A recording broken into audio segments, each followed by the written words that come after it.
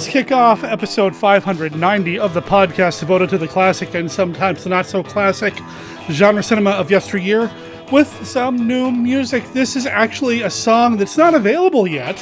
It doesn't come out until October 21st. But courtesy of High Tide Recordings, we're able to play the song Gag a Wag by Bloodshot Bill right here on Monster Kid Radio. The name of the album is called Songs from the Sludge, and like I said, it comes out October 21st, courtesy of High Tide Recordings.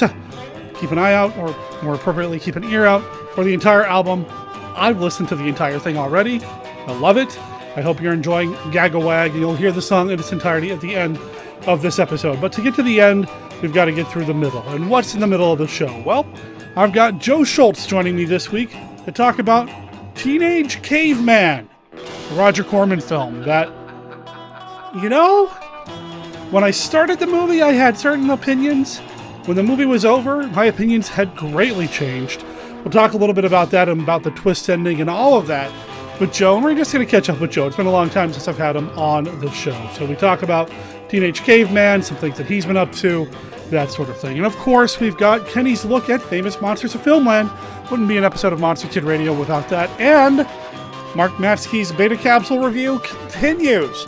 Still checking out episodes of Ultra 7, so that's happening this week here on the show. But before we get to all of that, why don't we dip into a little bit of feedback? I got an email from Kevin Slick.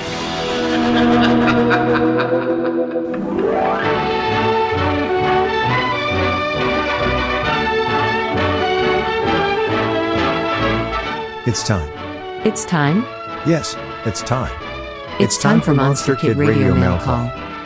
This email comes from Kevin. Like I said, he writes, "Howdy.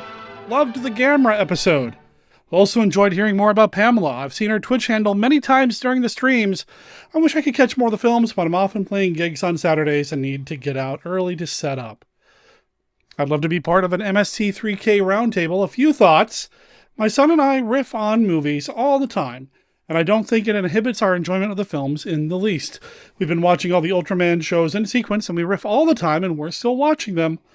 There are some seriously goofy things in a lot of films that we love. I know from Joel's talk at the Bash from a few years ago that he respects filmmakers, and as some have mentioned, a lot of the humor is pop culture references rather than making fun of the filmmakers.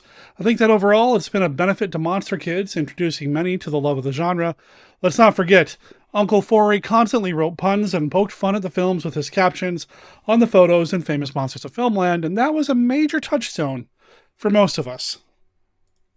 Getting ready to head off to the October Bash, a more low-key event than the Summer Monster Bash. Might have time to actually chat with friends this time." Kevin. All right, so a couple things. The Gamera episode, I had a blast doing that with Brian, too. That just happened a couple of weeks ago. And then having Pamela, the Kaiju Queen, on the chat. I just love bringing more people in to the Monster Kid Radio podcast proper. So it was awesome to have her on the show as well. She's been a great supporter. So it was awesome to have her on the show proper. The MST3K thing, you're right. Usually the movie riffs by MST3K, especially in the case of Joel's era, are less about the movies and more about pop culture stuff and relating it to the movies. I do feel sometimes with the Mike episodes, they were punching down more than punching up, if that makes sense. But still, I know MST3K is responsible for bringing a lot of people into the fandom. And I respect it for that. I go back and forth, I guess for me, my biggest takeaway from MST3K is that somehow it is signaled to too many people that it's okay to just kind of riff on a movie in a group setting when not everybody in the group is in on the riffing.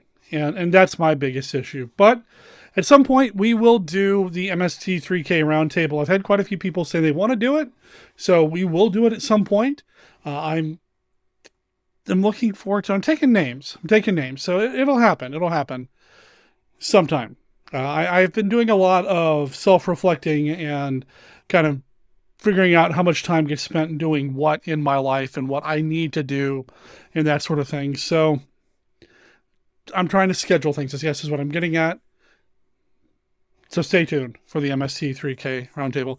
And I know that Uncle Foray used to do that too. And the old Famous Monsters, all the puns and the jokies and all that. I get it. I know that's part of it. And I know it's part of the history of the fandom and the history of the genre. So anyway, the October Bash, I wish I could be there. Financially, it's just not in the cards for me. It's just not something that can happen. Plus, traveling like that, being stuck on an airplane. I know that in a lot of the parts of the country, we're in the end stages of the pandemic, if we're not already in the endemic stage or we're done. But I still feel like I need to be careful. I have some issues, asthma, diabetes, things like that. And my girlfriend, Beth, love of my life, is immunocompromised. And I don't know why I always have a hard time with that word. Immune system, I always say immuno, like I'm talking about, anyway. Immunocompromised in some ways. So I have to be very careful about exposing her to anything. Believe you me, everybody. I'd love to be at the Bash, and I'd love to see everybody. I miss it. I miss what Ron and company bring together, and I miss the community that comes together for this thing. I would love to introduce Beth to everybody. I know she'd like to meet everybody too. Someday y'all get a chance to meet her in person at an event, I'm sure. And this Bash, we've got a wedding happening. Terry from That's Terrific is getting married to her beloved Tom at the convention this time around. And, I wish I could be there. I do. It's just too many factors aligning against me doing these kinds of things. So I will be there in spirit. If anybody's going to be at the October Bash, I'd love to hear all about it. Call in, let us know how it is. If you have any recordings or anything that you take or whatever, I would love to share it here on the show as well, of course. And, drop by and say hey to Kevin, and anybody else. And Terry, of course, and Tom and all them. And yeah. Anyway, if you want to be cool like Kevin and send us some email to be read here on the show, you can drop me an email at monsterkidradio@gmail.com, or you could call and leave us a voicemail at area code 360-524-2484. That's, of course, going to be in the show notes. Kevin, thanks for writing in, man. Pounding across the motion picture screen comes the most terrifying monster of them all. Gamera, the Invincible. Gamera, the super monster that even the H-bomb cannot destroy. Gamera, the Invincible. Attention, everyone! Take cover! Gamera, consuming raw atomic power. Power to destroy entire cities. Open fire! Man's most destructive weapons have no effect on Gamera, the Invincible. The mightiest nuclear weapons ever devised are powerless against Gamera, the Invincible. Is humanity doomed? Will the world be destroyed?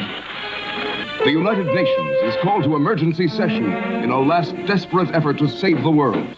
We have one plan that we think might work. We have discussed Plan Z with the Japanese authorities, and they agree it is the best of our alternative plans. Is that correct, sir? That is so. Plan Z is hope of the world. A cast of thousands at the mercy of the most terrifying monster that ever lived. Brian Donlevy as General Arnold. Is beyond comprehension. He must be stopped now. Albert Decker as the Secretary of Defense. Will Plan Z stop Gamera?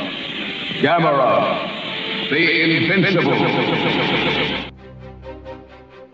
I am Dr. Lee Cushing. Welcome to my Chamber of Horrors. Dr. Cushing's Chamber of Horrors is a monster rally novel in the tradition of the classic Universal and Hammer horror film. It's written by Stephen D. Sullivan, the award-winning author of White Zombie, Daikaiju Attack, Manos: The Hands of Fate, and one of the creators of the original Chill role-playing game. This book recreates the thrills of the classic monster versus monster film. We've got vampires, werewolves, mummies, psychic twins, scheming madmen, and plenty of unexpected chills. Now you can get Dr. Cushing's Chamber of Horrors in print, or for Kindle at Amazon.com and other fine retailers. Coming soon in other ebook formats. Find out more at CushingHorrors.com or SDSullivan.com and support Steve's work through Patreon at HeySteve.com. I do hope you've enjoyed your visit. Please come again, and remember, the chamber is always waiting for its next victim. Live from the Land of Light in Nebula M78, home of the mighty Ultra Heroes, it's Monster Kid Radio's Beta Capsule Review.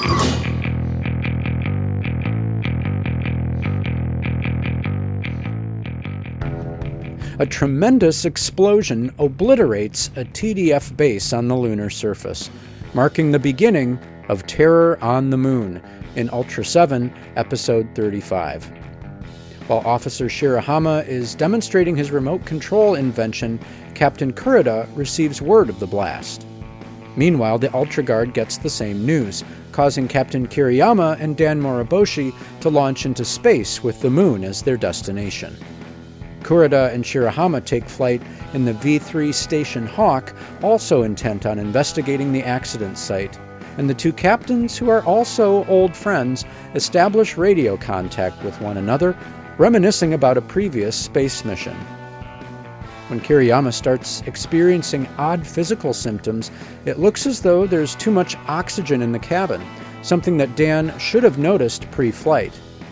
As malfunctions begin to cascade, the captain questions Dan's integrity. But just before landing on the moon, Dan traces ultrasonic waves to Kurita's Station Hawk.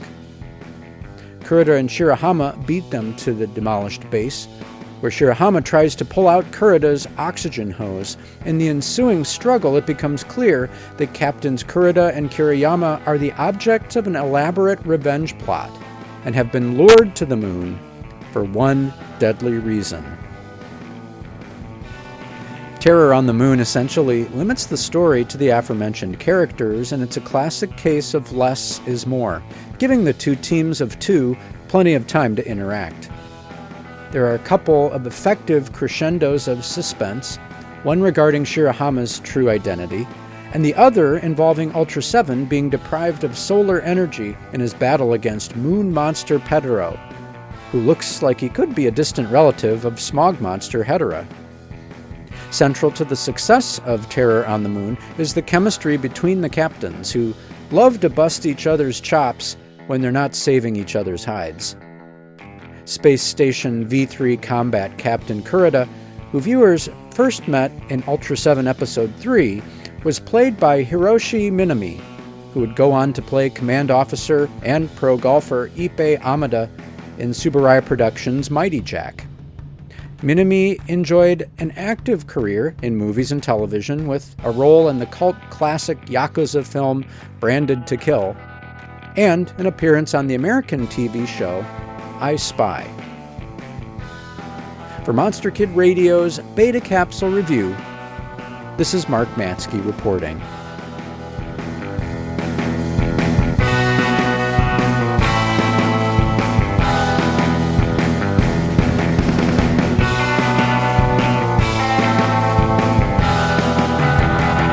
Last week when I kind of threw in there that Mark Matzke was emceeing an event, well, I got it wrong. It's actually next June in Canton, Ohio, Monster Fest. Mark will be emceeing that event, where there will be, as he puts it in the message to me, quote, lots of cryptozoological shenanigans, end quote. Also, that event, the night before on June 2nd, there will be a Small Town Monsters movie premiere at the Canton Palace Theater. Granted, it's not happening until June 3rd of next year, but, maybe put it on your calendar now. Out of the polluted waters it came, to become the most fearful menace that ever threatened mankind. Feeding, growing ever more deadly on smog. Only one force dared stand up to its overpowering evil. Godzilla! Godzilla versus the Smog Monster. Will Godzilla, man's friend, be vanquished?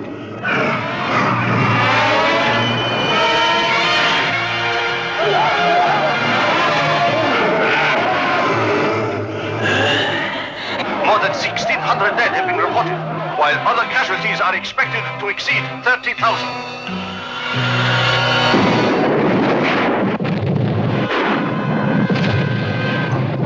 Storage tank of the Japan Oil Company has exploded.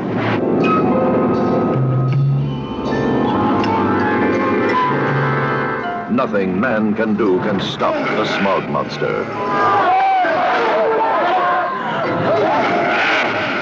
Can Godzilla save the Earth from this mastodon of destruction?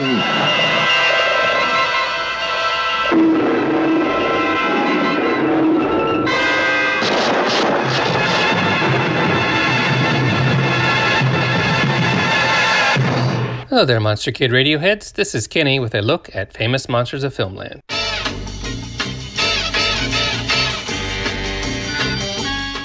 Today, Derek and his guest are critiquing the Roger Corman classic Teenage Caveman.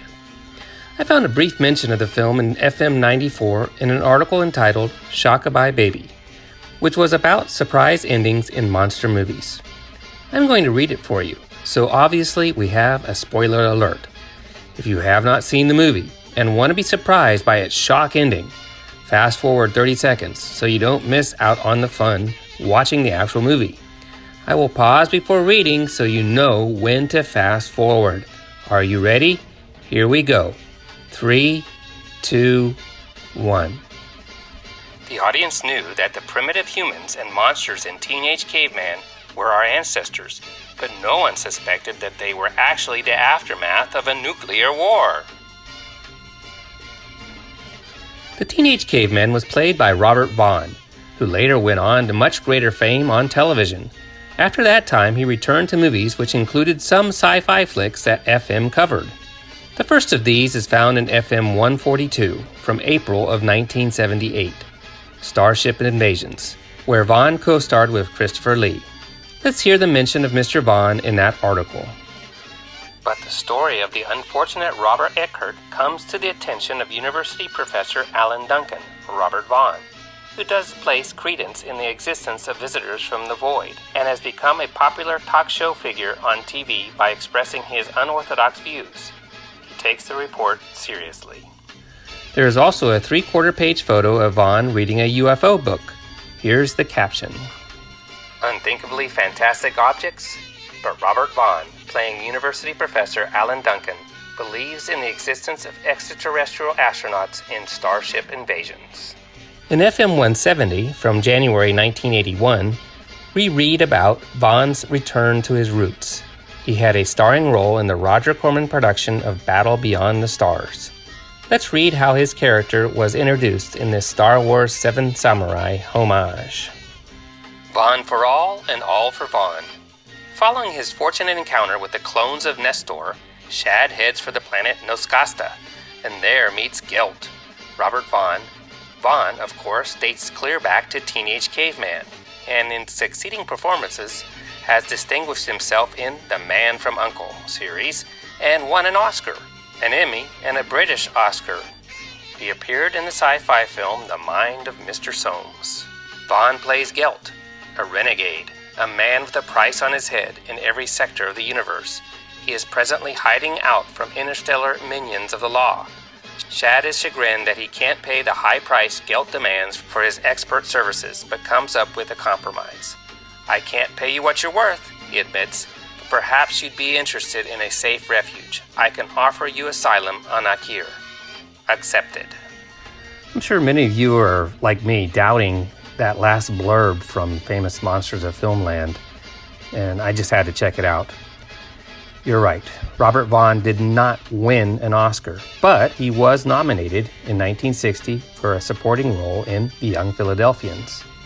He also did not win a BAFTA, but he was nominated in a supporting role in Bullet. So, yeah, FM got it wrong. He did win an Emmy for supporting performance in Washington Behind Closed Doors in 1978. So, nobody's perfect. That is all for this week's look at Famous Monsters of Filmland. We will have more next week. For MKR, this is Kenny saying adios.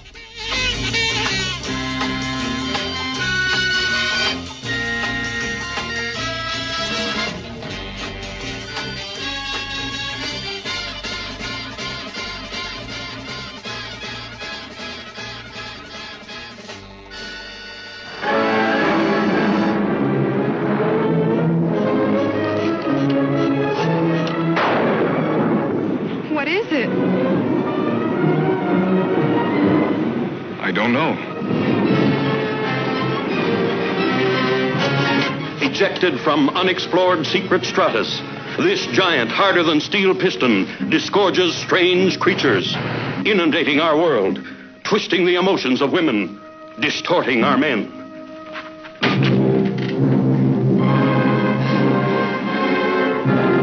This is a piece we got off the mayor.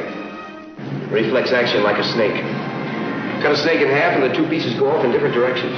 These things take over a man's mind? He becomes a robot? A machine taking orders? Join the hunt for the hiding place of terror.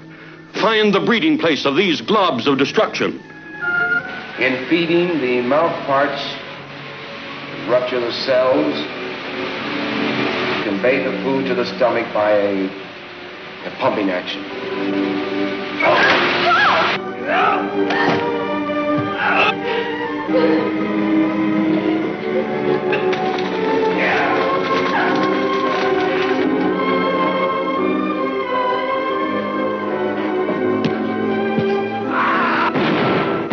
It's an adventure that'll burst your blood vessels with suspense. See the Brain Eaters.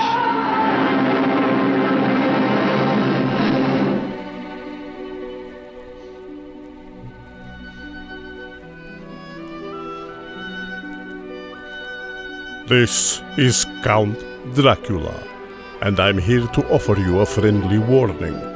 Derek and his guests often get excited, and occasionally this results in revealing key plot points of the movies they're discussing.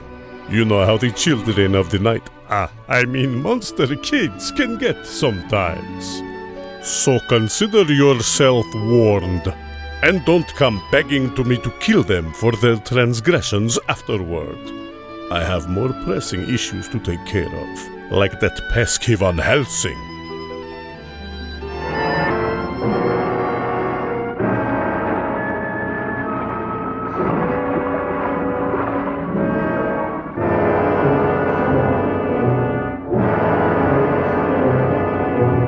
Are all the men gathered? All the fools. Why do we hunt in a place where there are only a few dead trees and a few animals to give to the fire, when there's plenty there? There are shadows there, deep and cold, and dirt that eats men.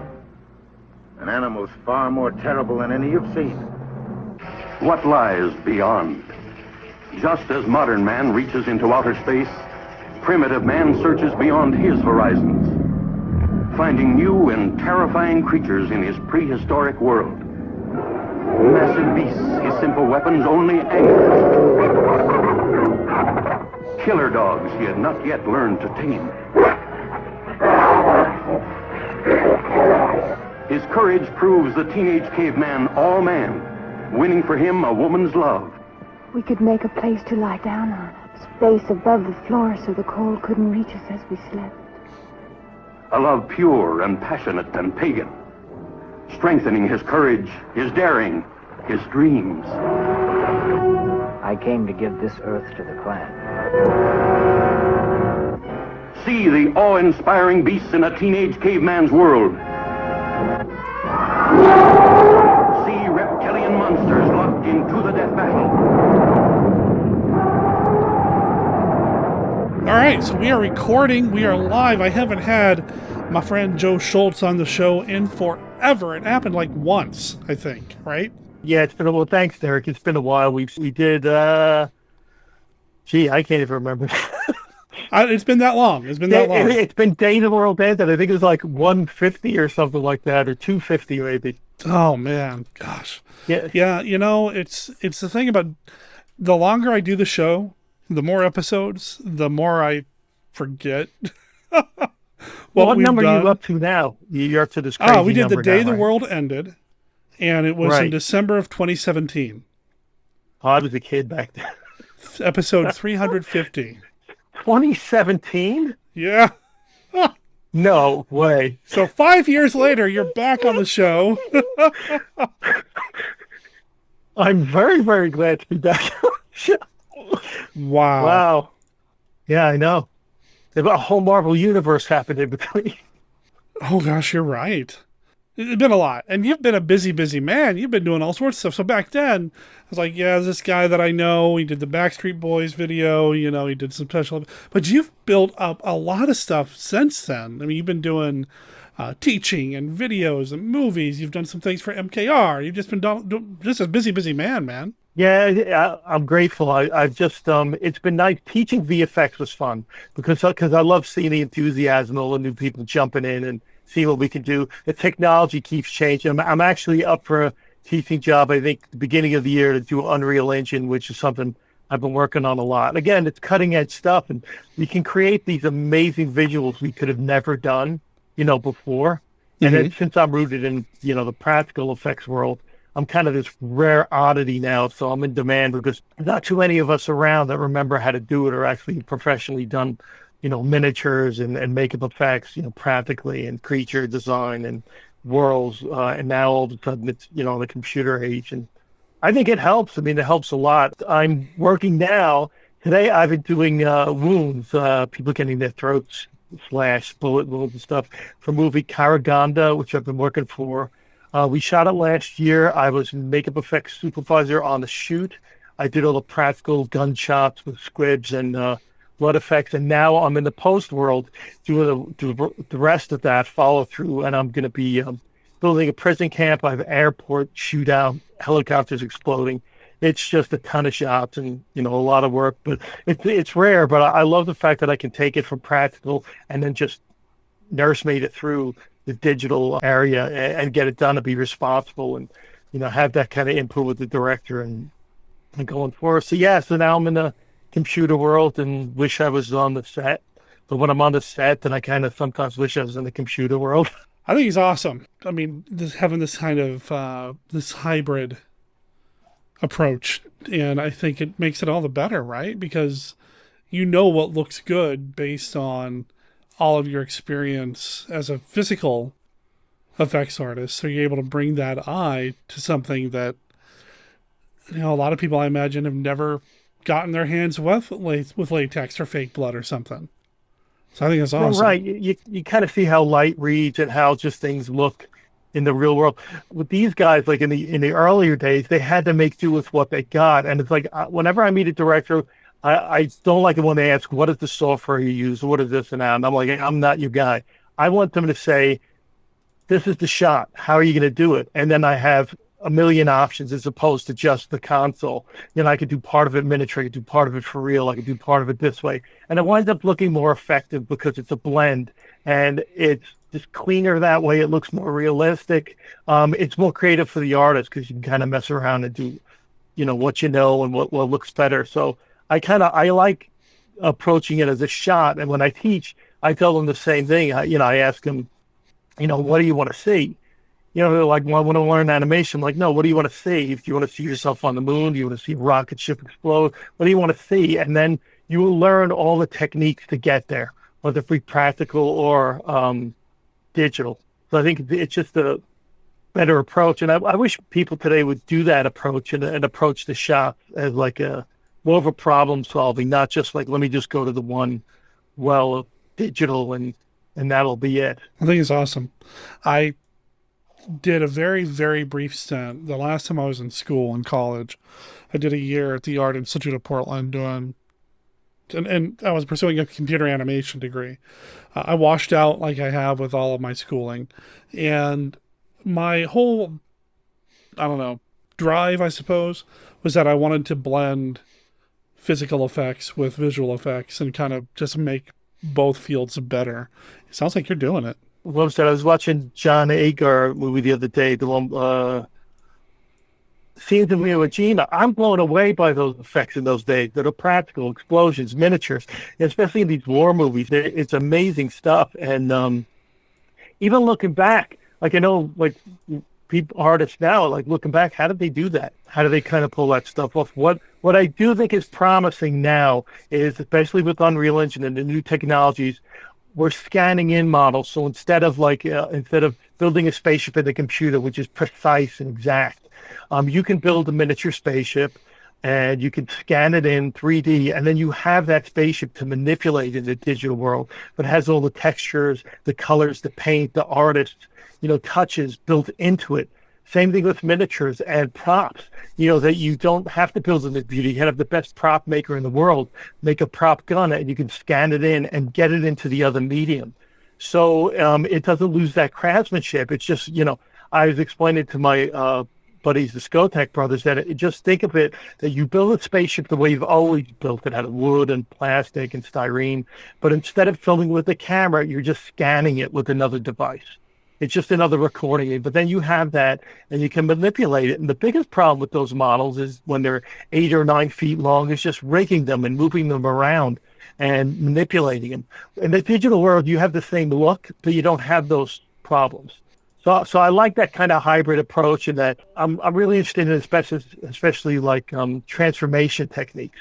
How you can use the digital world to transform things that are built practically. By taking fake monster masks, arms, legs, and then fusing them onto a person using motion tracking and things like that. And, where you couldn't before, you had cables to hide, but now you can erase that stuff. So I think it's more exciting for the artist and hopefully for the audience. It gives you some kind of, different look, and it's experimental still. It's all cool stuff, man. It's all cool stuff. So when we talk monster movies and you bring something up, and eventually we're going to do this. This is something, obviously, we've been talking about it for over 5 years, since that was the last time you were on. We have some things that we're going to do, you and I. Somehow, some way, we're going to break down how some of these old school effects were done. It'll be a YouTube thing of some sort. I'm dying to do it because you've got the research, you've got the insight, and I've got the platform. So let's do something at some point. Not a lot in Teenage Caveman to really break down in terms of how they did the effects. There's some giant monsters from everywhere else. Yeah, that's the thing, right? Well, there's a suit. They repurposed the suit, I guess. Yes, they repurposed a lot. Well, it's Roger Corman. Well, again, it's funny because this movie is like one of the candidates for the worst movie ever made. So I was thinking, yeah. I know Robert Vaughn didn't like it. No, he didn't like it at all. He totally disowned it. Roger Corman, I guess they switched the title because originally it was supposed to be Prehistoric World, something with some stature, and then I think years later, Roger Corman was interviewed, and they asked him, didn't you direct Teenage Caveman? He goes, I never directed something called that. But it has all the trademarks of Roger. All of his buddies are in it.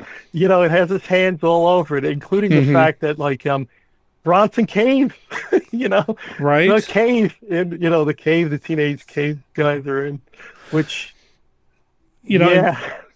So the episode hasn't aired as of this recording, but as of the release of this episode, it will have aired. I just talked about Creature from the Haunted Sea with Tom Greganis, and that movie, another Corman film, and one of the, I don't know if highlight is the right word, but one of the highlights of that film is a guy by the name of Beach Dickerson. He does all these weird sound effects, animal sound effects in the movie, and he appears in this film apparently not once. Not twice. 4 times? Did I read that right? 4 times, yeah. And I love that the trivia for this film on the Internet Movie Database refers to him as a Corman thespian. Thespian. Is that what they were? I imagine. Besides the fact that he plays one of the guys that get buried in quicksand, he plays one of the, in quotes, teenage caveman.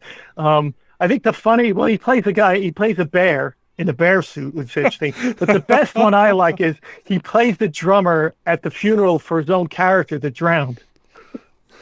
So it's like he must have been extremely talented. Yes, well. What I wanted to say right off the bat is, at the beginning of this movie, I wanted to just give a shout out to Paul Julian. He's the veteran Warner Brothers artist that did all of the title artwork for all these Corman movies. There were these really wild, funky, very, very impressionistic paintings. Eyeballs floating across the screen. The one for Crab Monster is great. You see girders and all these claws and things. For this one, he does a little sequence of animated, twirly dust and explosion kind of wheels, pinwheels. I've always been fascinated by that stuff, and I'd love to get prints of that, just put them all over the wall.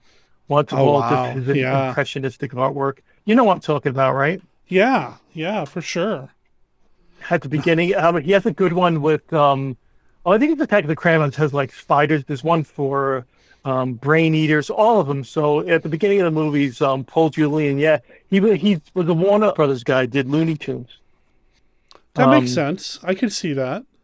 And it's all mixed media stuff, so it's something you wouldn't expect.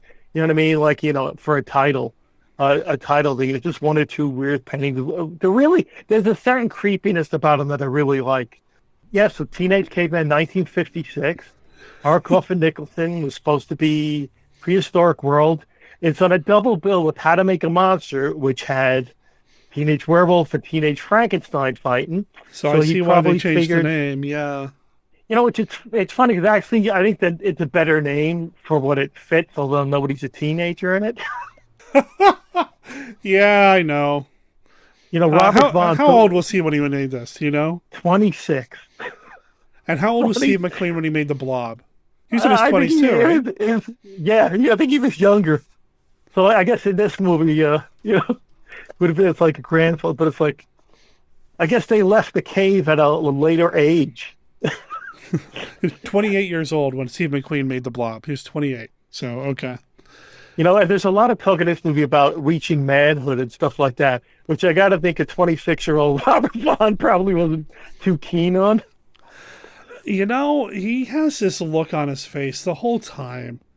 And I know this has got to be early in his career, right? I don't know what he was doing. I think it's one of his first, things, although he's 26, so he must have done.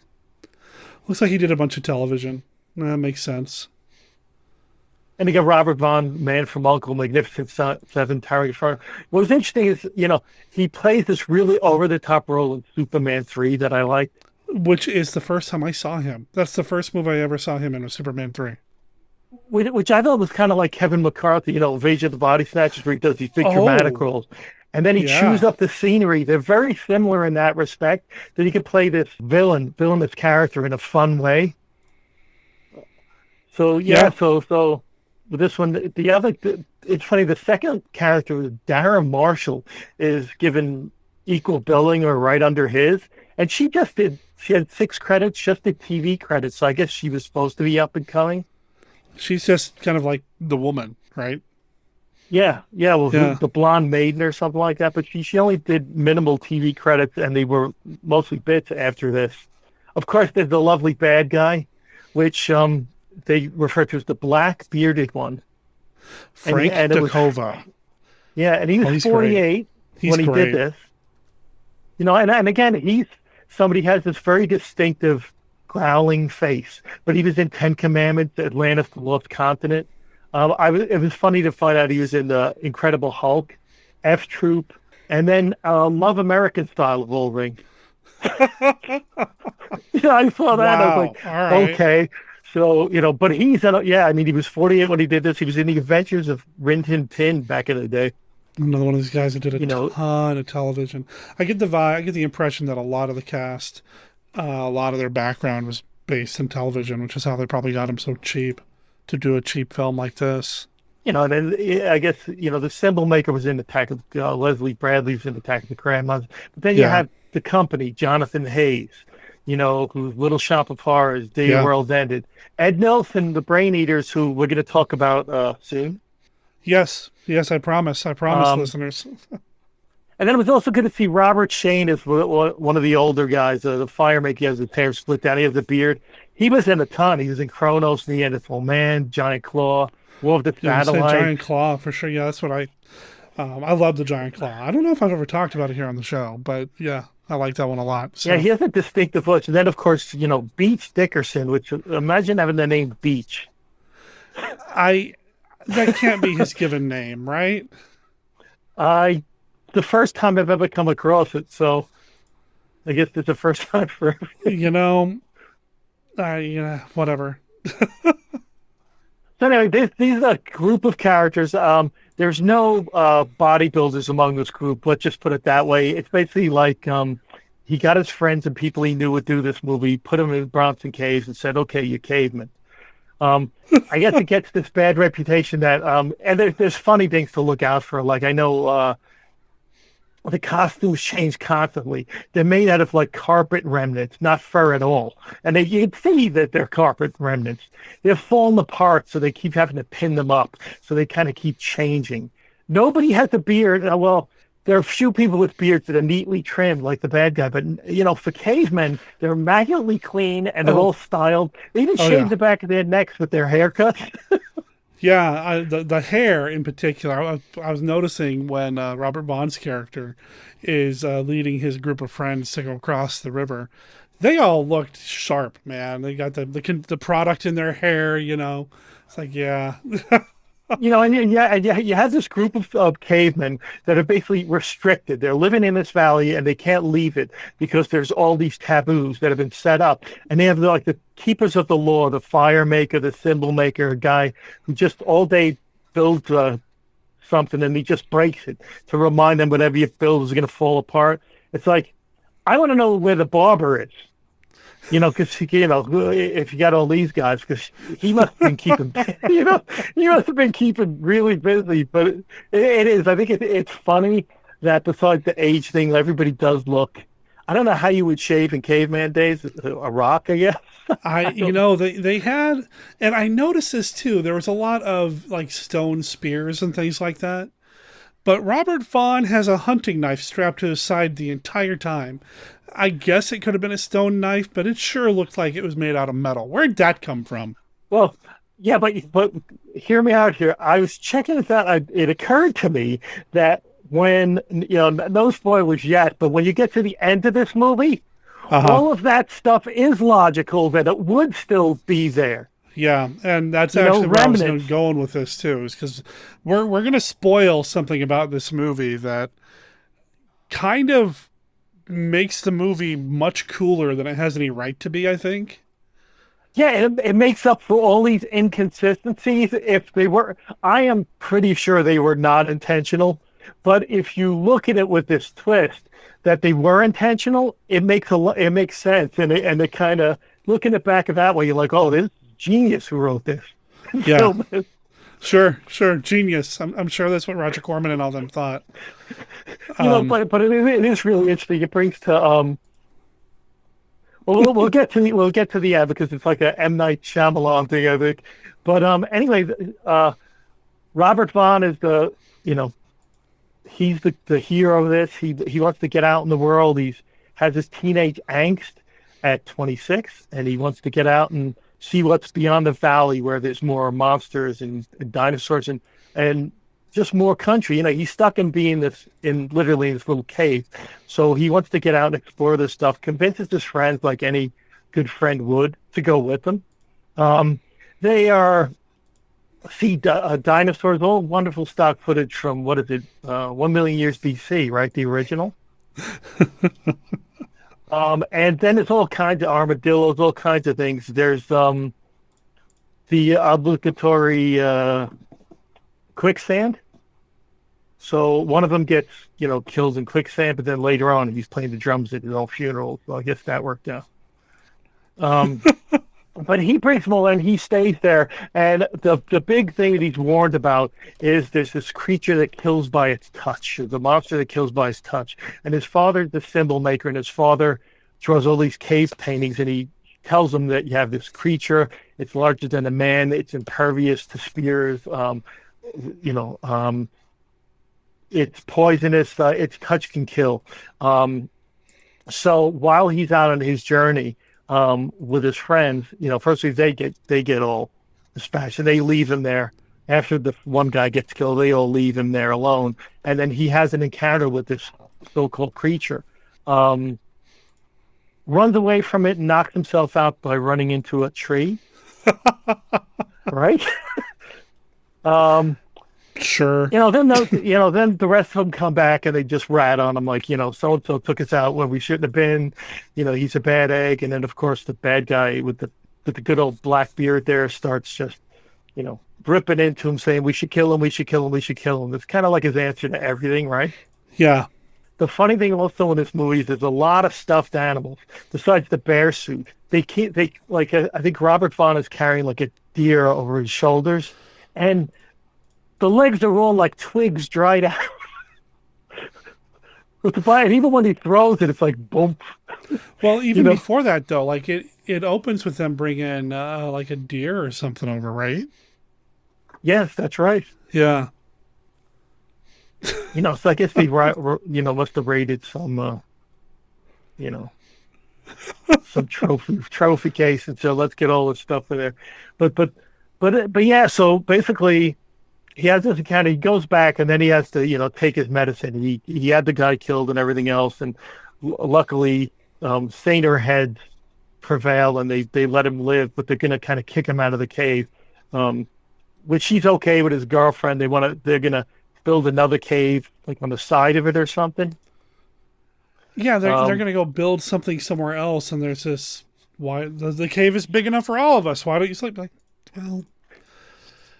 Robert Vaughn, we want to make our wild oats, man. He wants to, I guess, and then he's not supposed to speak to her, but then, Oh, and that's another thing. He during his adventures, I don't know how he has time for this. He's so not threatened by this prehistoric world that he goes and he makes like a flute out of some bamboo or something. So he's like playing these like, flute songs, which was just completely and totally random. Yeah. Well, he uses them to woo her later on because he says, I know you can't speak to me, but, we can speak, this way, But, it's like all teenagers are talking about the outside world and hope and everything else. And the old guys are just holding on to this, belief, and they don't even really know why they're holding on to it. And I guess one is makes fire and then blows it out to show that you can have this great thing and it can go away. And then somebody is using the wheel, and then somebody's using, like I said, he's making something and breaking it. So they have this certain symbolism that's been built up in this taboo that they can't leave this place because it'll not only endanger them, but it'll bring back danger. So something terrible happened. We're not sure what it is. And there's all these like dinosaurs and everything else, going on around them, which I thought was pretty interesting the way it was laid out. I thought so. It's an interesting pitch for a story. I mean, if it wasn't a Roger Corman production, and I don't mean that in a negative way, because we all love Roger Corman stuff, right? We love what he does. We love who he is and all that. It's got the stink of a Roger Corman film. If it didn't have that, this could have been a really interesting Twilight Zone-y, Outer Limits-y kind of story and production. All the elements are there. Well, yeah, it is, and I think like the characters, if you listen to the dialogue of what they're saying, especially about the the bad guy here, the angry guy, he kills everything. Is kill. It's all violence. He's like the worst of them. You know what I mean? Where he's basically, keeping them the whole group suppressed. They don't, I don't want to hear anything. I don't want to see anything. I want to stay here in my little bubble. And they just hate everything. And anything that's a threat to that, especially the youth, which again, that's why I kind of like the teenage caveman thing, because it does have that rebelliousness in there. You know what I mean? Yeah, it should have. And I like the title. I think the title fits. It's a little weird, but I think when you start to watch the movie and you really kind of get into it and see what Robert Vaughn's really kind of getting into and all that. And it's interesting, like that the older people in there, they don't even question why these are taboos or why they're restricted. They just accept it as that's the way it is, which I hate to say most, as you get older, you kind of are set in your ways. You don't give any explanations. You just say, I know, this is what I know. This is the way it's always been. This is the way it's going to be. Where when you're young, you're going to take the risks, and there's always something on the other side, and you're always looking for that. And I thought that was really, interesting, even with his friends. But again, they're not going to take the initiative and go out there. So I thought Robert Vaughn character at least does that. And again, this movie is very talky. It does have dinosaur footage cut in with them looking at the dinosaur footage, and it has these kind of encounters. There's wild dogs, packs of dogs around there, which it's funny because I guess Robert Vaughn was actually bitten on set by them. Yeah. Looks like he got hurt a few times making this thing. Because it's funny because I read that he had stepped on a bottle. I'm thinking, well, Griffith Park probably has a lot of those. Beer. The crew's probably throwing beer bottles, and he stepped on one. Wouldn't be surprised. But it has those trappings of the kind of nature gone awry thing. But again, it's all this thing that touches with his kills with its touch, which I guess we get to this now. So basically, the Blackbeard guy, he winds up going head to head and fighting with Robert Vaughn. They wind up having a little sphere fight and everything else, which just kind of called off. And then somehow they wind up all going on this trek to go to the Forbidden, Valley place.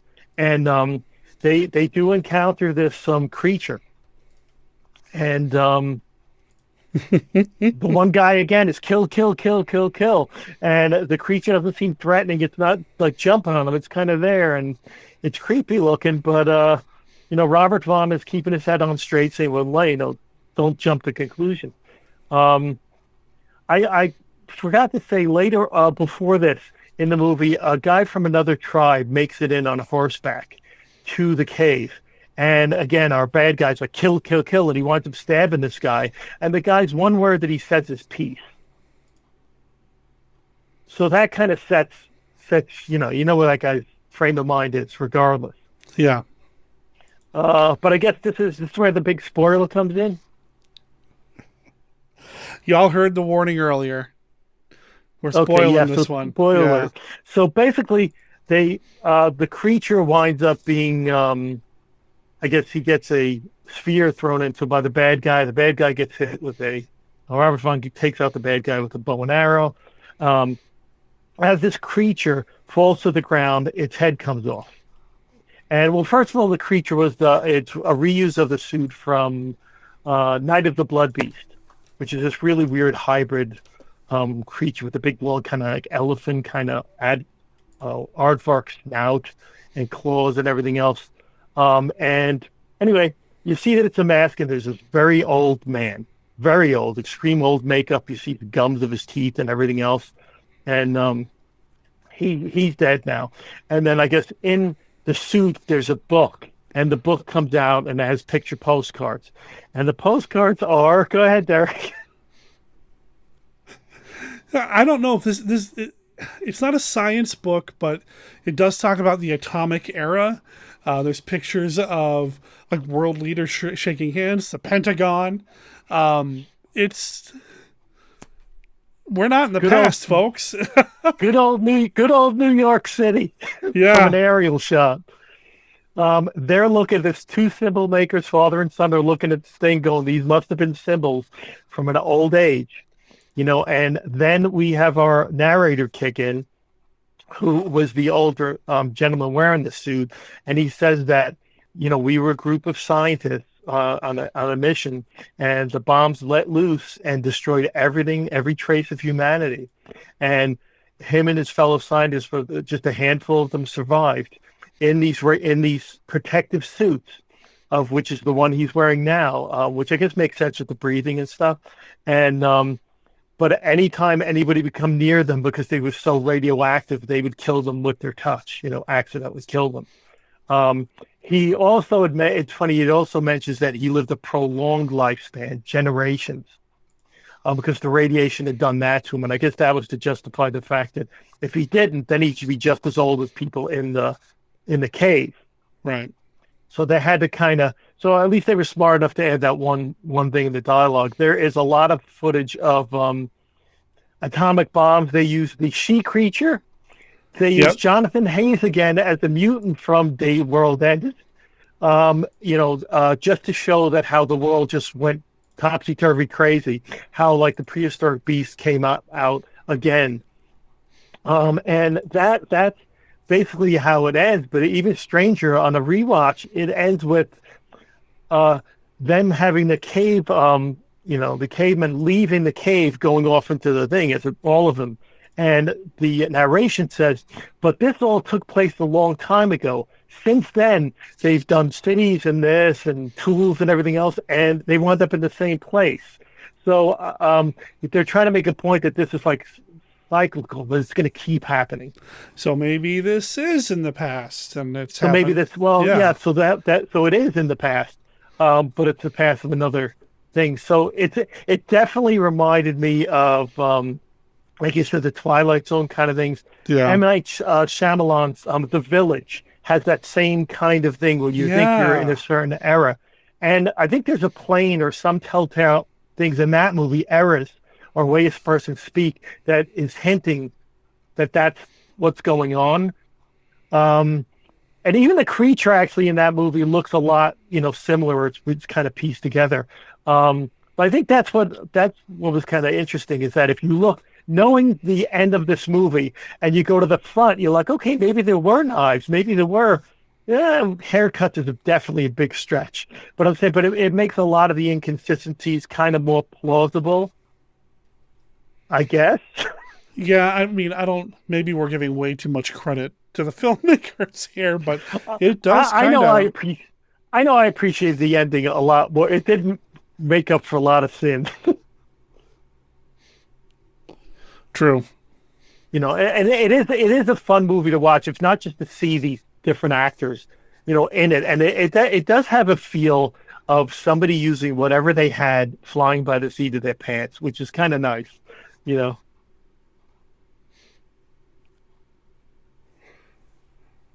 I agree. I think there's some neat stuff happening here. I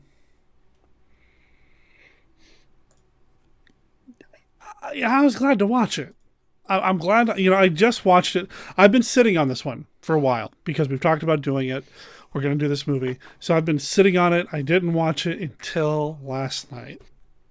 I'm surprised they haven't remade it 3 times in the last 5 years. Hasn't it been remade once?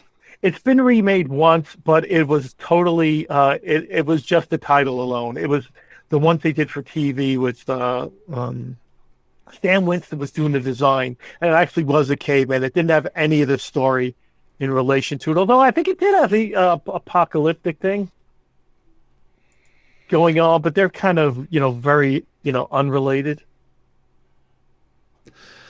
Yeah, I haven't seen that one either, so I don't know. Yeah, I was surprised. I did not know what the ending of this would be, and I saw this as a kid myself, but again, any glimpse of any monsters whatsoever, like Day World End is one of my favorites.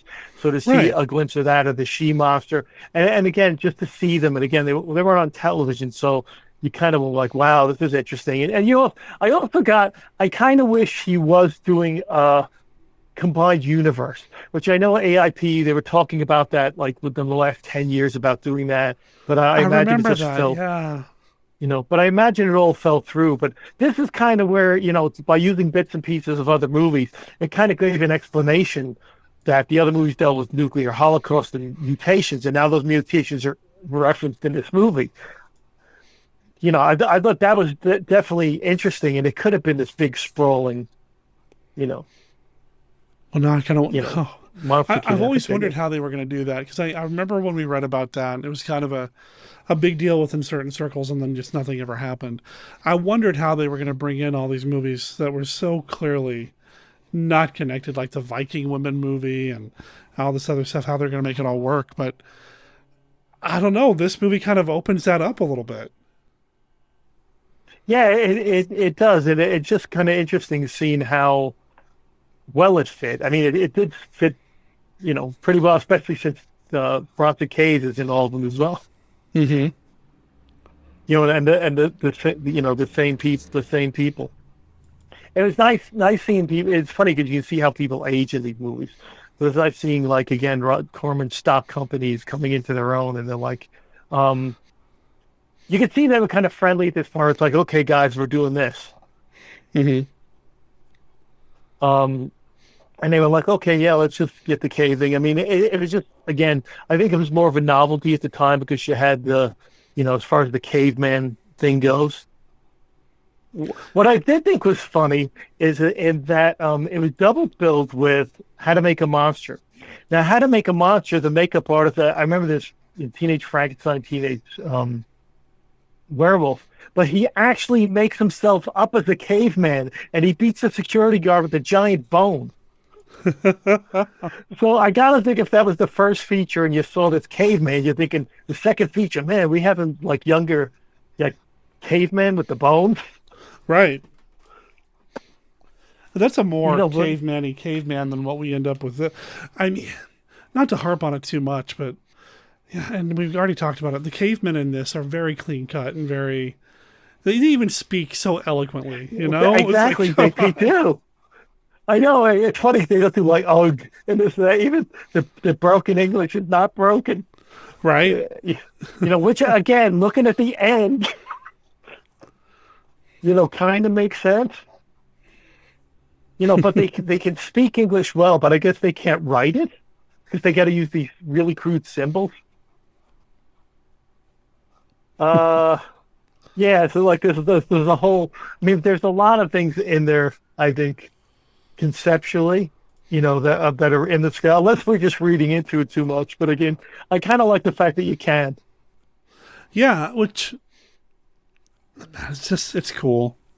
You got to look at it, although it was probably, it does have that twist at the end. So it is there is a theme going on through the movie. They were aware of it when they were making it, which is kind of nice in a way that they didn't just tag it together from other footage. It's also interesting just for myself, just to see how stock footage is integrated into these things, like have everybody like look up in one direction, then cut to the dinosaur footage and, if you do it fast enough, I guess you never see that they're in the same shot. Yeah, I was noticing that too. There's a lot of, like when they're watching the two big dinosaurs kind of death roll around each other, which they didn't treat animals very well back then, folks. Sometimes dinosaurs were lizards with stuff glued to their skin and they didn't care about how the glue came off, so just keep that in mind. But and I have to bring up that Robert Vaughn does take out a squirrel. Yeah. Well, do we see it though?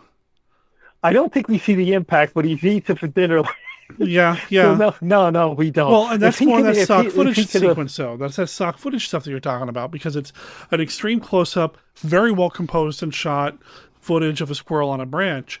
Cut to Robert Vaughn, medium shot. He picks up a rock. He's throwing it at the squirrel. Cut back to the squirrel. The squirrel's fine. Cut back to Robert Vaughn. It always, the eye lines always work. Like the same thing when he evidently impales one of the dogs, I guess, for the spear. You never see the impalement. You see the spear, but it's always framed out. So, yeah, I'm sure at the time they're in Los Angeles city limits filming this. They're not in the prehistoric world, so. Yeah, and the dogs at the end, when the wild dog pack comes in to take out the other teenage cavemen, I don't know, the other cavemen that are coming out after Robert Vaughn and the father. Oh yeah, no, they totally look, they're totally vicious. They just let him loose. Well, there's one shot where one of the cavemen is like hugging the dog to keep him in the shot, and the dog's trying to get away. It's like, man. I love seeing that stuff because, again, you're seeing a little bit more into the filmmaking process in the earlier days. Before now, all of that stuff would be taken out or painted over or adjusted and fixed. Yeah. Like I was doing a shot today where I have a guy who's just, blew his brains out with a gun, and his body is slumping in the chair. And then I do the effect that I'm noticing he's still breathing. You see his chest going up and down. Oh no! So do you work on that? Yeah, I have to freeze frame it at his chest, and track it back in so he's not breathing. Because now it's so obvious. Everybody looks for that kind of stuff. They don't just have fun with it. I mean, this is a drive-in movie, a double bill. Everybody just wanted to have fun with it. The one thing I'm kind of interesting with this movie is they usually have these exploitive moments that will get you, that are scary or something. I don't think this did. I don't know if that creature made up for this movie isn't scary at all, really. Yeah, I think so. I mean, we know it as a monster from something else, so and in the movie that it appeared in before, it was before this one, right? This is the second time it was used. Yeah, this is the second time it was used. I guess the threat of this creature, the reason they can't leave the valley is because there's this creature lurking around them. I just didn't get a sense of it as much as, like, say, Day the World Ended, where it had that mist. I always liked the fact that it was this mist, around this whole compound. That if you went out into that, it would I get a similar theme. It just didn't come across as strong. Because there weren't too many victims of it, I guess. That's true. There's a lot of, but again, we don't do it because it's the law, but there's really not a lot of consequences if you really do go do it. But I mean, at least it was something that wasn't made up. So like Robert Vaughn, he himself saw this creature. And I think once he sees it and makes it back to camp, he tells him that he saw it. True. So he leads credibility. He leads credibility to it anyway. Again, I like the creature design. It's very interesting looking. You see better photos of it. It's kind of half-hours, big claws and everything else. But yeah, it was used in, like you said, Night of the Blood Beast. It was used in. Well, and at the end, when Robert Vaughn is confronting it, and it rises up and lifts its arms and all that, I kind of thought something else was about to happen. I don't know if I knew it was going to be a guy in a suit, kind of presenting that way, but I mean, for that moment, it's like, whoa, this really could be a threat. This really could be a thing. So yeah, I did the first time I saw this. It was like, it was one of the way back. Like I saw everything else first. Teenage Wolfman, but Teenage Caveman kind of didn't seem as appealing. But when I did watch it, I was surprised by that ending. I did not expect it to be, this old man in a radiation suit, and I kind of thought it worked. Even the design of the suit, as funny as it is, but with the big eyes, and you can see the helmet and the nose or like trunk. It could be like a breathing device, so it actually does work for it. Yeah, when you start to look at it and realize what it is, it makes it. You can make it make sense. The big monster hands; those are just gloves, Yeah, and then the way it was all tattered because of whatever, just being so old and so it would have that kind of look to it. So from somebody who didn't see, those kind of suits, I could definitely see how that would be there. But I thought the makeup on the old man was great when they showed the reveal. Because he had the, bright white hair, but underneath it he had an old age makeup because it was definitely, added. And you could see the gums of his teeth were withdrawn back. Yeah. It looked really good. Do we know who did it? Yeah, it did. It looked really... It did, and it's interesting that something like that didn't come from something else. That they did on the day there. They were like, let's, do this, interesting makeup. Do we know who did the makeup or any of that? No, I don't offhand. I should, but for some reason I don't. Yeah, I don't really see anything either. There's nothing... There might be something in the credits if we really look. And I know there was a lot about the suit being reused, but that makeup I thought was pretty interesting for like a character makeup. Yeah. And then again, like I said, he does say that he's lived generations, so he looks much older than. There's no way that guy'd be walking around.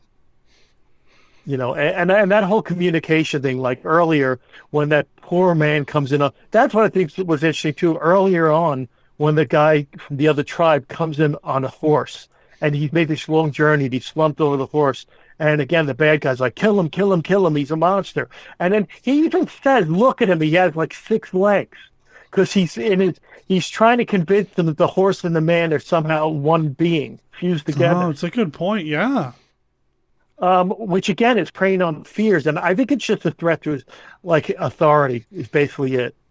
And I think there's a good bit of dialogue with Robert Vaughn. After Robert Vaughn's father, I guess, gets demoted, this guy becomes like the head symbol maker of the tribe, the bad guy. And Robert Vaughn goes to him in the cave and says, when you're in there drawing your symbols, kind of watch your back. And he's like, why? And he goes, because you're the kind of man that would want the tribe to follow you and do this and that. And then he says, I'm nothing like that. I don't want anybody. Yeah. He wants to be independent. He totally wants to be. Yep. And the other guy just doesn't want to let him go. He doesn't want to give away the control. which is kind of interesting because his father seems like this big, burly, strong guy, but his father really doesn't say as much. I'm looking at the credits here, and I don't see a makeup effects artist. Should mention Paul Blaisdell was the suit designer. That's the guy who did the suit. Of course, it's Did a Paul Blaisdell too? I didn't think he did. That's what the internet is never wrong, Joe. Because it's interesting, because that's one that I did never. But I know he did the She Creature. I know he did, Day of the World Ended, Conquer the World. But that's one that he did the Tobanga. But I've never heard him attributed to this one. But maybe, yeah, exactly. That's probably. I don't think he did. I think it was just attributed to him. It does look Blaisdellian, I guess. It does. So, and again, it's like those wild designs that you'd never get today. We got Avatar 2 coming out in a couple of months, the newest, latest technology and everything like that.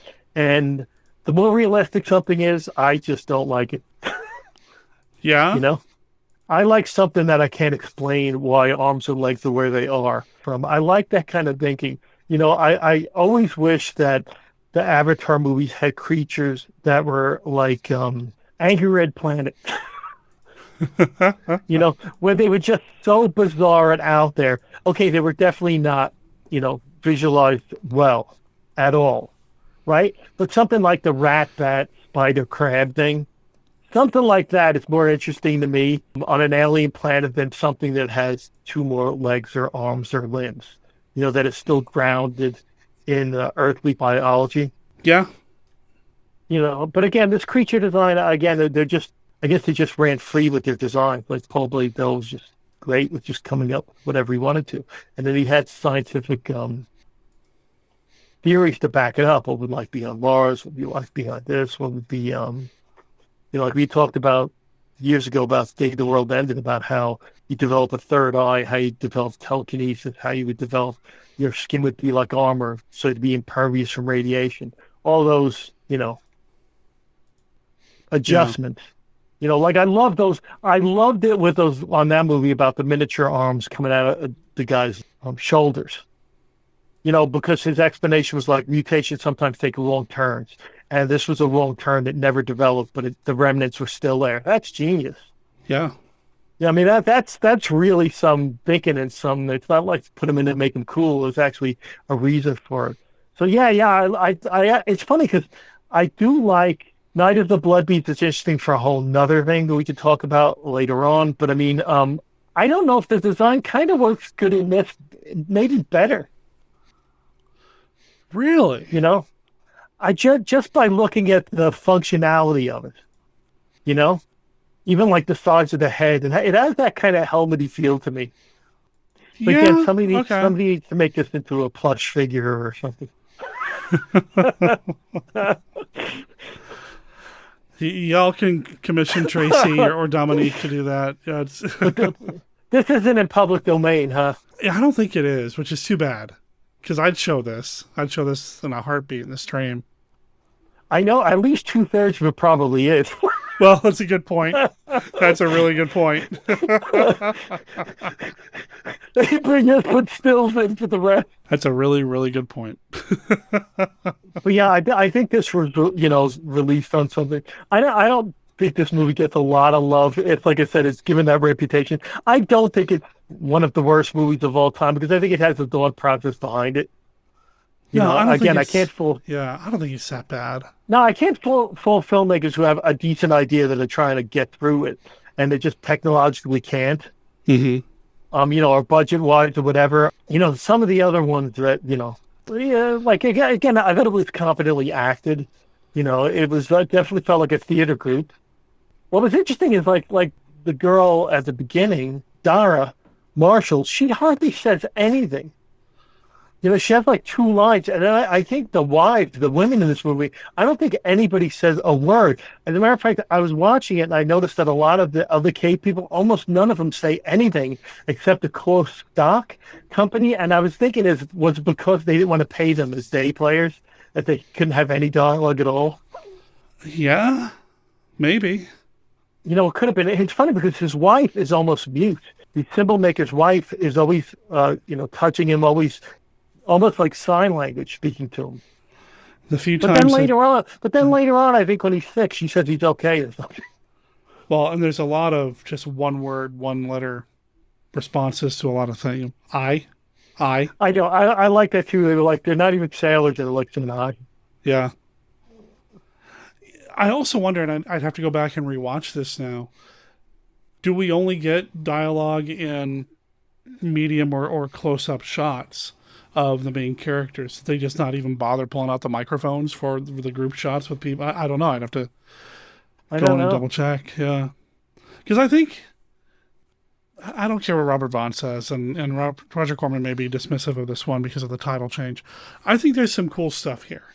And I think it'd be interesting just to kind of learn a little bit more about the production of it and the decisions that were made about making this thing. Unfortunately, I think like Roger Corman's the only guy that's around that would be able to talk about it. But I like the fact that this has that can almost be part of the trilogy, or with Day the World Ended, then you get this, you know what I mean, where you're getting these things that are linked together. Again, it's all nuclear holocaust stuff. But again, the other thing I have to point out, this was way before, which it's in IMDb as well. This was way before Planet of the Apes did that whole thing where you're in a place, right? Not the place you think. And that like I said, that's pointed out on IMDb, but it's true. This was one of the first ones where you realize that wow, Shyamalan used to semi-recently with The Village, but that I thought was interesting. That impressed me again, just that they were thinking about it back then. That's why the Prehistoric World title probably was what they wanted to do. Mm-hmm. Instead of Teenage Caveman. I think either one works, but I think that's probably what they were thinking. But Planet of the Apes has that similar thing where he's on Earth the whole time. This time you feel like you're on Earth, but it's a time thing. And then that's what threw me again at the end, Derek. You have to rewatch this again. The last line saying, but that takes place a long time ago, and it shows them leaving away. And then they're going to do this, that, and the other thing. So it does seem like it's this cyclical thing they're getting to. Well, when I first watched it, I thought that was it. They're just, referencing a past time, and now they're cavemen, but they're going to... The whole thing could start over again. They're going to take the book, they're going to decipher it, they're going to... Exactly, do the whole thing again, but again, that's something interesting about human nature, then they're saying, which, again, you usually don't get that kind of depth. So you get a psychological thesis on what it is to be like a teenager in prehistoric times. And, I don't think we ever go in the cave, do we? We only go in the cave when it's paying it. Yeah. Like, we don't see anything like, we know they hunt and they eat that way. Yeah. But that's another thing. It's like you would think there'd be some remnants of everything is blown up, some remnants of civilization. But they're saying, like, I guess Earth was thrown into the Ice Age, the dinosaurs came back. It was kind of like Gigantus the fire monster kind of thing. Their explanation of, the whole world came back. Gigantus the fire monster. That's another one that I'm fascinated by. It's Godzilla Raids again, but right. I'm fascinated by that too because it's one of those films that. They tried to package for the it's neat. Go look into it, folks. Maybe someday I'll talk about it here on the show. Yeah, it's funny to say this. I loved it. I'm working on this film, and I always have a monitor on half playing of movies, and I had last night Earthquake. Charles Heston Earthquake said, but for some reason, somebody uploaded on YouTube the 2-part TV version, and they showed it on 2 consecutive Sundays, and they ended it where the earthquake was like halfway through, and then the second episode picked up from there. They ended a whole subplot of I told my son that it's interesting to see all these huge over 3-hour movies. They would cut and make them 4-hour movies. For the movie of the week with the commercials. And I had totally forgotten they did that. It was just interesting, that kind of time capsule about, not only changing things for that. And I thought, wow, it was magical as a kid seeing something like that in the theater on TV, even extended, because in the theater, it was shown for a week or 2 weeks and then it went away and you'd never see it again. There weren't a very few revival theaters, I guess. So it was interesting how that again was repackaged. Yeah. But I know a lot of us wouldn't have been around if we didn't see the Shock video package and all those Universal on TV. I caught this and a lot of movies in New York when I was growing up. We had two. We had Creature Features on Channel 5, and it always had like this weird music and Frankenstein stills and things. And the other one was Chilla Theater. Now, Chilla Theater I loved. It had the 6-fingered stop-motion animated hand coming out of the ground. And it would spell out Chiller. And that always would play the Roger Corman. So where Creature Features would show a lot of the Universals, a lot of the Roger Corman like this, and Day World Ended, and Brain Eaters were all shown there. And that was just fun because, again, sometimes the reception wasn't great, so it'd go in and out. And that even made it cooler because you felt like you were getting something stranger, something kind of, as a kid, it was danger. Like I talked about when we were watching Day the World Ended. I remember adjusting the area with oven mitts because I thought I was going to get radiation because I thought whenever the static of the TV would come on that I was being exposed. So I would do it, try to adjust it for like 3 seconds, then go behind the couch, and then I'd go in the bathroom to look to see if I got any weird bumps or growth on me.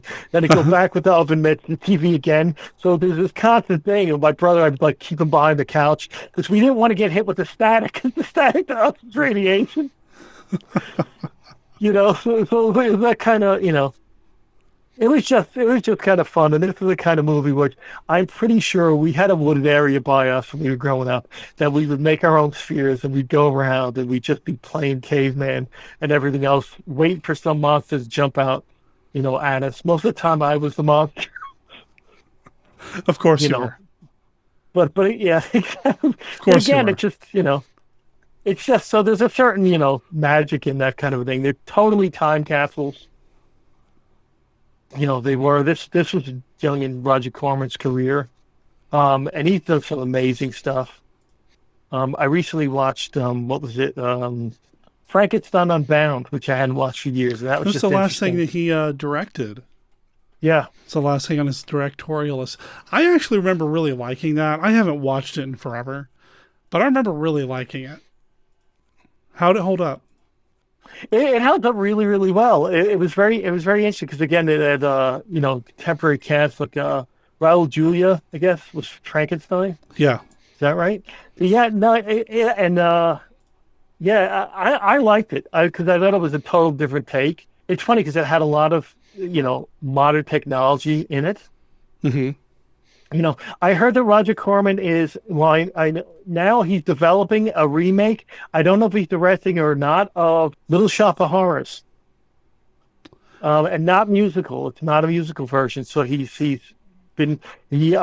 I read in an interview, had 3 or 4 writers try to tackle it. Finally, somebody got the right tone and they're going ahead with it. So this might be one that it might be back to his directing roots at 100? I think he just turned 99. So he's just like an inch. He just keeps going on. I mean, pretty amazing. But again, I guess these are my comfort food movies. Whether good or bad, they're the ones that stick with me. They're the ones I always put on a rainy day. Not the newer ones, just these, because there's some kind of comfort in there. Brings me back to why I do this now and why I'll always be a fan of this stuff. And that put it on the map. I never looked at it, as being like inferior or I didn't believe this or that. I mean, the frame of mind you are as a child, you're more open-minded. I guess I just, took it with a grain of salt. Was like, this is, this is kind of the way it is. It is fun going to places like Bronson Caves and just with this in mind and just seeing those kind of places, or Vasquez Rocks here, in Los Angeles, and just seeing those kind of places. It's kind of surreal that it actually exists. Someday I'm going to get out there. Someday. Yeah, no, you definitely have to get out there. It'll be a Monster Kid Radio road trip. Gotta happen, man. Someday, dude.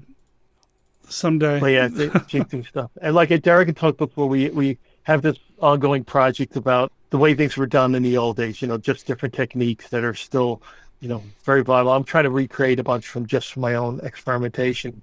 I'm amazed to just look at this stuff. I've got these records from Lost in Space and a lot of the old movies. I've got the journals from the visual effects guy and 20,000 Leagues Under the Sea. It's amazing. You see just it's very dangerous. A lot of gunpowder, a lot of black powder and things, explosive. But they actually show how the rig. There's diagrams on where to put the riggings are, how to explode volcanoes, how to do this and that. And it's like, luckily those guys came out of it with their fingers and toes. But it's just fascinating to look at just the problem solving. Without the computer technology. And like I said, there's a certain interpretation you have to do. And that's why I think with computers, because computers are just ones and zeros, it's exact. So any mistakes, you have to put in the mistakes. And the mistakes seem like they're half the fun, those magic moments. Mm-hmm. The way light hits something at a certain angle. Oh my God, that just looks beautiful. Or in CGI, you'll never get that. You have to put that in because it's never going to give you a magic moment. It's always going to give you exactly what you put into it. And physically, like I was saying before, it makes it a little bit, more difficult. Where instead of just putting blood, like I'm dealing with this now, instead of just putting blood in the guy's mouth and letting it drip out, you have to track it on, and then the skin is moving. So it becomes this big, couple week sequence where it could have just done it on set with a little bit of food. So they should have had you on set, man. Yeah, well, I guess that one got through. That one got through my fingers. It was funny though. On this particular show, the lead act, one of the lead actors I have, he's having a battle. He gets a gun put in his mouth and blows his brains out. I did it practically. I did it with a compressed air rig that blew stuff behind the thing. The funny thing is, I'm mixing the, I'm always paranoid. It's this one shot deal. It's gonna make a mess. Is it gonna work or not? So I made it this concoction at home. I had my poor son strapped a device to him, did it, brains all over the place. And okay, what am I going to make the brains out of? I go to the grocery store and I'm like, looking at chopped meat and things like that. And then I see some of the vegan options and they look pretty gnarly. So I'm like, of course the guy comes up to me, can I help you? And I'm like, yeah. And he goes, if you're going to get the vegan one, I wouldn't get this other. I'm like, I'm not going to eat this, and he looks at me and goes, well, if your friend's going to eat, I think he'd like this one better. And he's like, no, I need to make a guy's head explode, and it's going to be. And he was like, he literally stopped, paused, looked at me, and said, you look like you know what you're doing, then left. And then I think it was like earlier in the day, I'd gone a certain amount of tubing. I need the blood to go through it. And my son always hits me on the back of the head. He goes, you got to tell them you're working on a movie. He says, you're talking about exploding brains, you're talking about blood tubing. They don't know what you're talking about. They think you have the long hair, a beard. They think you're whatever they think. But they don't think you're working on a movie. So I was like, all right. So for this particular movie, I've got to do the guys with brains. So I load up the pipe with chopped meat and blood, and it looks nasty. I do the test, it works out great. So I made 2 of these up. I get them set up for the next day. We're going to shoot it.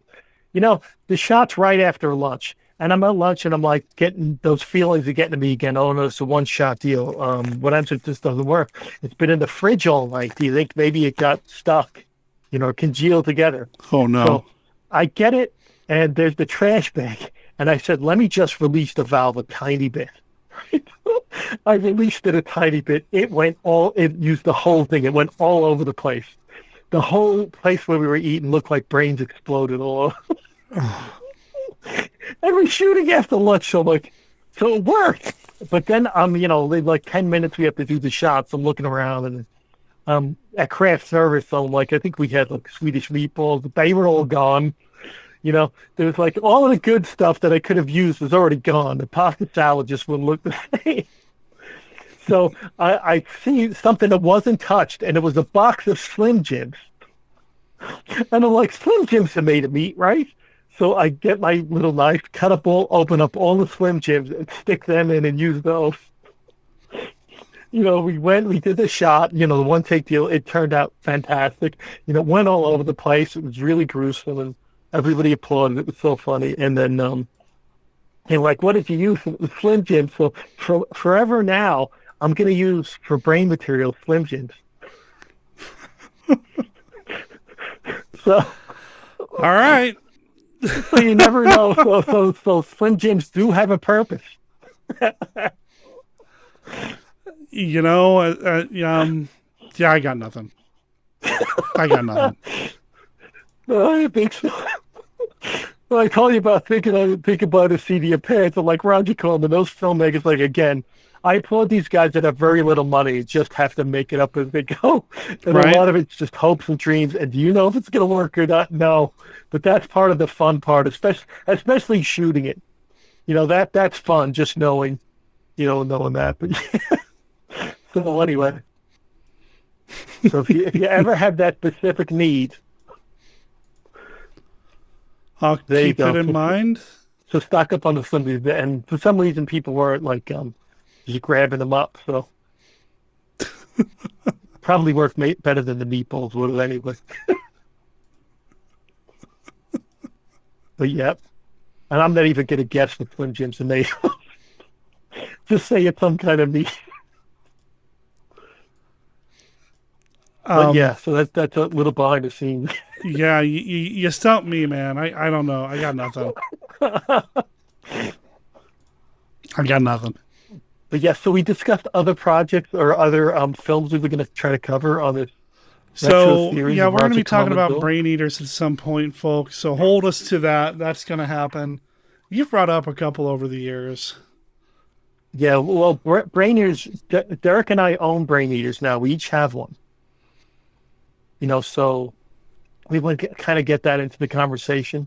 So, yeah, Brain Eaters. And that's funny about those movies. I love the fact that when I first saw Brain Eaters, it was way after I saw The Puppet Masters. Robert Hyland's The Puppet Masters. Oh, okay, yeah. So, which they say, although it's kind of coincidental, they say that the Brain Eaters is a loose adaptation of The Puppet Masters, although it's probably taken directly from Puppet Masters. Mm-hmm. But I like it when I saw one that somehow got on my radar, and then I discovered, wow, Brain Eaters. I did the same thing with I loved Omega Man. Saw in the theaters, Charlton Heston, couldn't beat it. And then I'm on TV, I'm a kid, I'm on TV, I think it was like a week after I saw Omega Man, and what do I see? Vincent Price, Last Man on Earth. Nice. And it's like, what could be cooler than Charlton Heston? Vincent Price, Last Man. Very cool. You know, so it's fun finding the retro things you didn't know existed. And I'm hoping today, like a lot of people, with a lot of these remakes and things like that, go back to the originals and say, I didn't know something came back, was done before, and go back and appreciate it. Yeah, I agree. For what it was. Yeah, so we've got that one. I think I talked about maybe Colossal Man at one point. Yeah, there's still a bunch in there, but I'm so glad we got this one in the can, as it were. Finally. You particularly wanted to do Teenage Caveman. I guess you were curious about this one. Well, you brought it up at one point, and I thought, that sounds kind of cool, and it's one I've not seen. So yeah. Yeah, it's interesting. Like I said, I think the title probably turns people off because or it looks granted, you see one still of Robert Vaughn as a teenage caveman, and you're kind of like, yeah. What's that sea serpent one with the long title, "A Journey of the Sea Serpent," whatever it was? Yeah, the Viking woman in the world of the sea. Yeah, it's I don't ever know.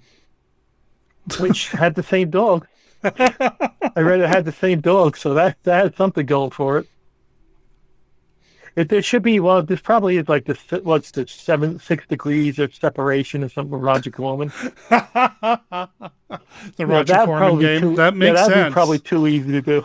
Yeah, that would work.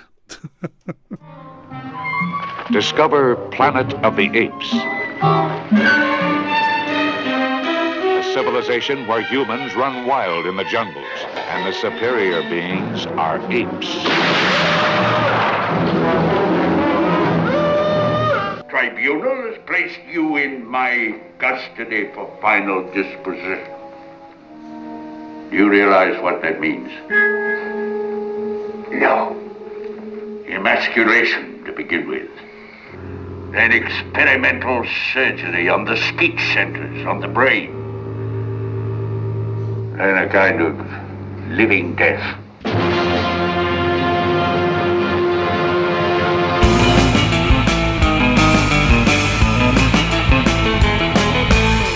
Well, here we are at the end of the episode. Thank you for listening. Thanks for being here. love doing this. I really do. And I've kind of hinted at it a little bit in this episode, and I've talked about it in other places as well. Going through a lot of changes, doing a lot of self-reflection, doing a lot of Smith therapy. I don't know, almost none of you know what I'm talking about there, but I've just been going through some stuff and just kind of reevaluating what I do with my life and that sort of thing. And one of the things that has brought me so much joy over the years is Monster Kid Radio. So thank you for being here with me for this.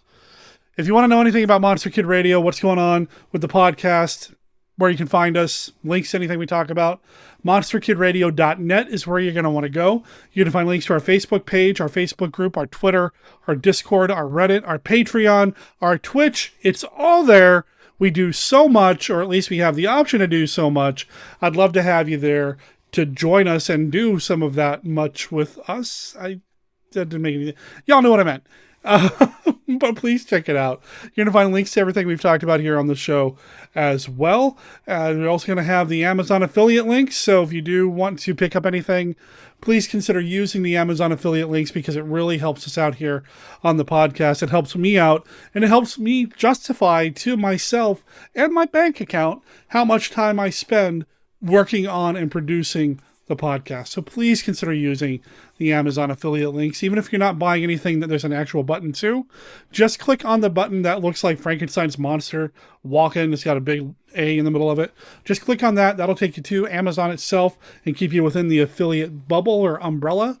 So if you buy anything using that link, we still get a little bit of kickback from Jeff Bezos for that. What's coming up next week on the show? I have no idea. I have blown through all of my recordings at this point. So I need to come up with something. Stay tuned. I'll come up with something, I'm sure, soon. I hope. We'll figure it out. We'll come up with something. Yeah, stay tuned. If you need more Monster Kid Radio goodness, you can always find us on Twitch every Saturday starting at 11 a.m. Pacific. The new show starts with a pre-show, and then there's anywhere from 6 to 8 hours of movies. I do pop in live, at least I try to. October's going to be a little bit different because, unfortunately, I did have to take a second job, which, I just, the podcast, the Patreons, and all that, it doesn't cover enough. So I had to take on a second job, which is going to take me away from doing a lot of live appearances. But still, the movies are there, and there's a community there that I would love for you to be part of at twitch.tv/Monster Kid Radio.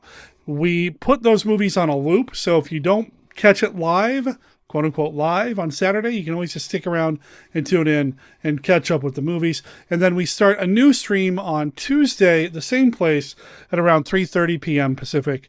It's usually more science fiction themed, although last week we did sword and sandal films. It's a little bit more specific, non-monster specific, but anyway, it's fun, it's free, and it needs you to be there to make it even better.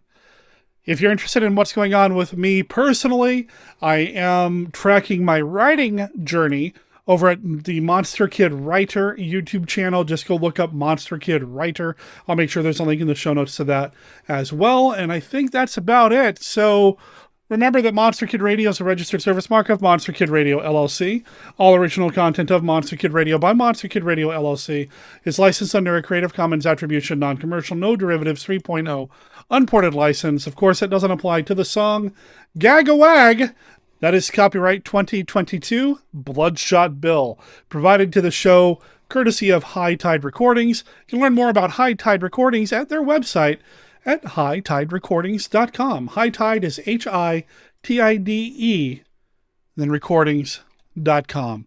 Go check them out. Check out all of their music. Let them know that you heard about them here on Monster Kid Radio. My name is Derek M. Cook. I'll talk to everybody next week. Ciao.